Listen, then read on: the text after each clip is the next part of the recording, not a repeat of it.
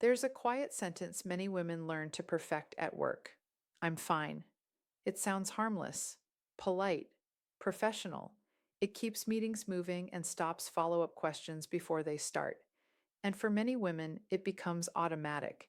Not because they are fine, but because they've learned that being anything else can feel risky. Over time, I'm fine stops being a momentary response and becomes a reflex, a way to protect credibility, a way to avoid backlash, a way to manage how you're perceived in environments where emotional expression is watched more closely when it comes from women than from men. And this isn't about being fragile or lacking resilience.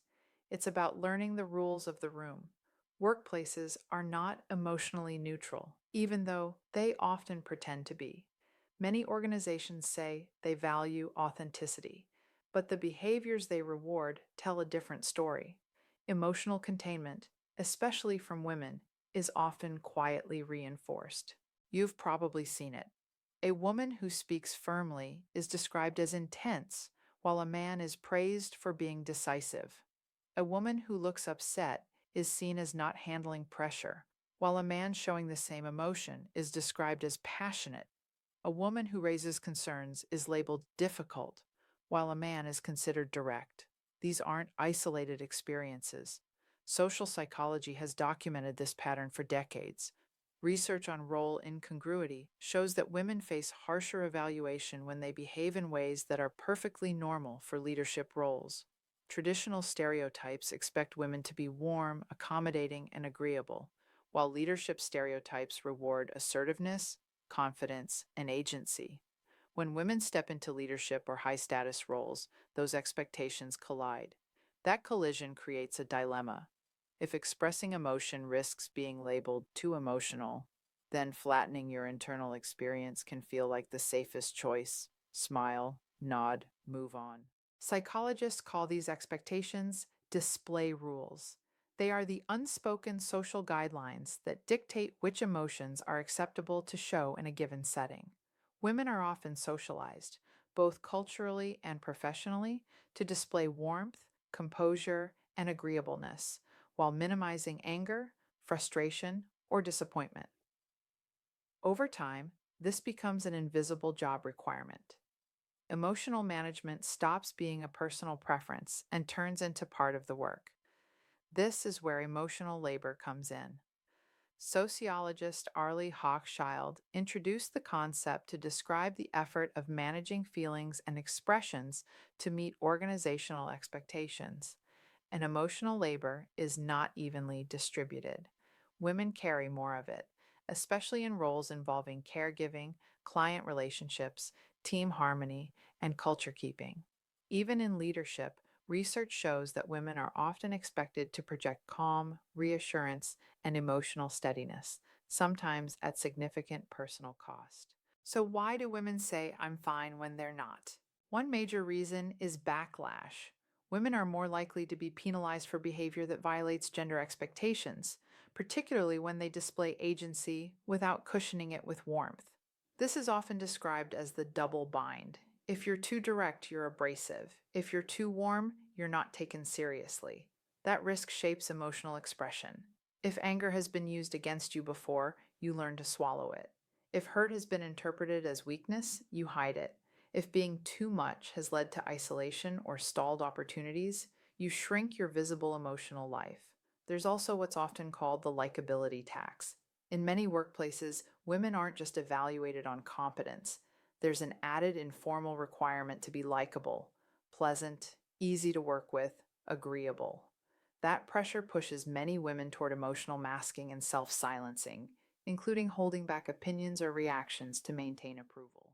In male coded environments like medicine, law, finance, tech, and executive leadership, this pressure can intensify. Women often internalize the belief that they must be twice as steady to be seen as equally capable. Emotional neutrality becomes a strategy for survival. And then there's the burden of team harmony. Women are frequently expected to smooth conflict, anticipate reactions, and keep things calm. That expectation can make women feel responsible for everyone else's comfort, even when they are the ones hurt, dismissed, or frustrated. None of this means women lack emotional regulation. Emotional regulation is a normal human skill. The problem is chronic suppression, consistently pushing emotions down to manage perceptions. Emotion regulation researcher James Gross distinguishes between strategies that occur earlier in the emotion process, like changing how you interpret a situation, and strategies that occur later, like suppressing emotional expression. Suppression is a response focused strategy, and research consistently links habitual suppression to costs in well being, physiology, and relationships. Studies comparing suppression to cognitive reappraisal, reframing how you think about a situation, show that suppression is associated with poorer outcomes when it becomes the default. It takes effort, it increases stress responses, and over time, it can erode emotional health. In real workplace terms, chronic emotional suppression often looks like being fine all day and then crashing after work, feeling numb or disconnected, irritability at home because work emotions had nowhere to go, rumination about what you didn't say, anxiety around feedback, visibility, or conflict, and burnout, especially when paired with high performance and high responsibility. Sometimes "I'm fine" really is a boundary. You don't owe coworkers your personal truth. Privacy is allowed. Focus is allowed. Keeping work at work is allowed. But "I'm fine" becomes harmful when it's no longer a boundary and starts functioning as a muzzle. That happens after you're interrupted and smile so you're not seen as reactive, after unfair feedback, when you thank someone to avoid being labeled defensive, after a microaggression, when you stay quiet because addressing it feels risky, after a conflict, when you overfunction to prove you're okay, when you're exhausted but keep performing energy so no one doubts your capacity. The pressure isn't imagined, it's learned from consequences. What makes this especially draining is the management burden. Many women run a constant internal checklist before speaking. Is my tone too firm? Did I soften enough? Do I need to smile so I'm not misread? Will this be used to question my leadership? That cognitive load sits on top of the actual work. So, what's the alternative? You don't need to swing from "I'm fine" to full emotional disclosure. The goal is range, the ability to respond in ways that protect your dignity and your career without disappearing yourself. One evidence based tool is cognitive reappraisal. Instead of suppressing an emotion, you change how you interpret the situation so the emotional impact shifts. Imagine your idea is ignored and then repeated by someone else. The automatic thought might be, "I'm invisible here." A reappraisal sounds like, "This is a pattern I can address strategically." And your response might be, "I'm glad this is resonating. This connects to the proposal I shared last week. Happy to pull it up so we can build from it." You stay present. You reclaim credit. You don't shut down. Another tool is naming the emotion privately before responding.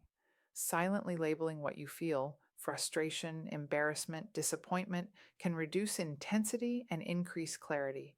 It shifts you from pure reaction into choice. And then there are scripts that replace "I'm fine" without oversharing. "I'm processing something. Give me a little time." "I'm not at my best today, but I'm handling what I need to." "I'm not ready to discuss details, but I'm addressing it." "I want to respond thoughtfully, not quickly." Clarity is important here, so I'm going to be direct.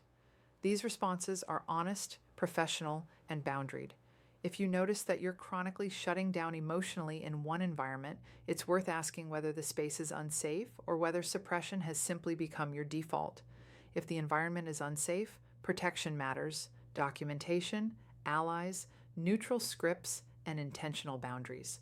If the environment is mostly safe, growth can mean practicing small moments of truthful expression and expanding your emotional range. And organizations need to stop outsourcing emotional management onto women. Emotional labor and suppression expectations are not soft issues. They affect retention, leadership pipelines, innovation, and burnout. Clarity should be rewarded. Directness should not be gendered.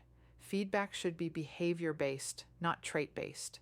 Because when women are forced to suppress emotions to be seen as credible, the workplace isn't just demanding performance, it's demanding disappearance. You don't have to be emotionless to be respected. You can be calm and human, strategic and honest, professional without erasing yourself. You don't need to abandon professionalism to reclaim yourself. You just need better options than "I'm fine." Grab my free leadership workbook, 5 Steps to Communicate with Calm, Clarity, and Confidence at powerofpeacefulness.com. Until next time, take a deep breath, embrace the present moment, and keep walking your path to peace.